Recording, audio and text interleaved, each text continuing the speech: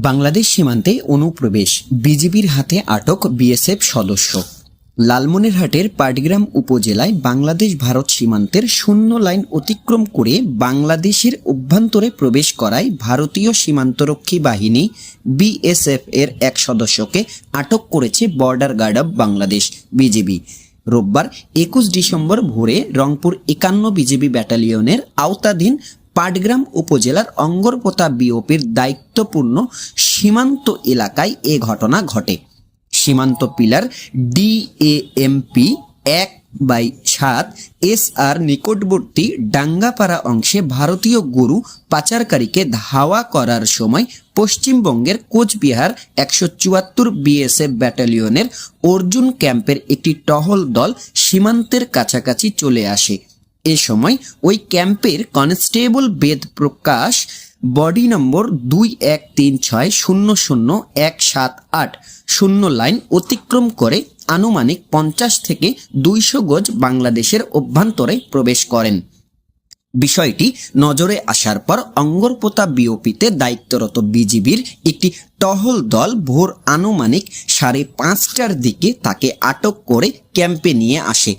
পরে তল্লাশি চালিয়ে তার কাছ থেকে একটি শটগান, 2 রাউন্ড গুলি, একটি ওয়্যারলেস সেট এবং একটি অ্যান্ড্রয়েড মোবাইল ফোন উদ্ধার করা হয়।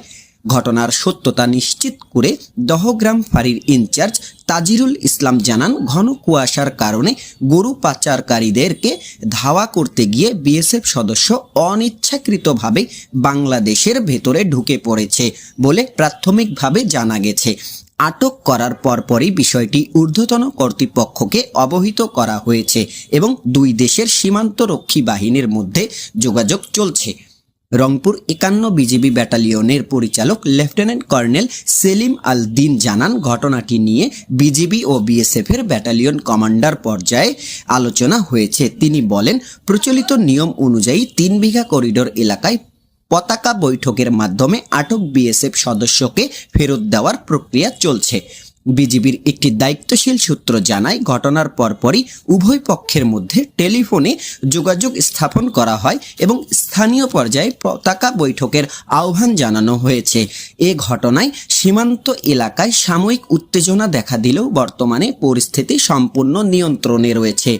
বিজিবি জানিয়েছে, সীমান্তে যে কোনো ধরনের অনুপ্রবেশ বা সীমা লঙ্ঘনের ক্ষেত্রে আন্তর্জাতিক নিয়ম ও প্রোটোকল অনুসরণ করেই প্রয়োজনীয় ব্যবস্থা নেওয়া হয়।